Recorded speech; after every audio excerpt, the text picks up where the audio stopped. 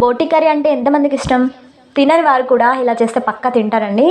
First అయితే ఒక కడాయి తీసుకొని కడాయిలో కొంచెం ఆయిల్ పోసుకోవాలండి. ఫ్లేవర్ కోసం ఒక దాల్చిన చెక్క వేసుకోవాలి.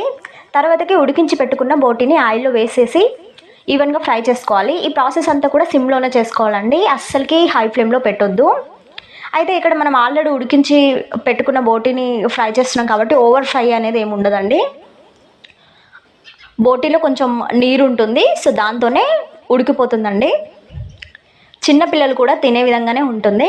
ఇప్పుడు మనకు కొంచెం మగ్గిపోయింది అన్నాక నెక్స్ట్ మనం ఇందులోకి ఉప్పు, కారం, పసుపు, గరం మసాలా, అల్లం వెల్లుల్లి పేస్ట్, ధనియాల పౌడర్ ఇవన్నీ కూడా వేసేసుకోవాలి. ఇంకా లాస్ట్లో ఇంకా కర్రీ అయిపోయింది అనే మూమెంట్కి లాస్ట్లో కొంచెం కొత్తిమీర ఇంకా పుదీనా వేసుకొని ఒక 5 minutes అట్లా ఫ్రై చేసుకుంటే సరిపోతుందండి. అస్సలకి హై ఫ్లేమ్లో అయితే అస్సలకి పెట్టొద్దండి. Thanks for watching.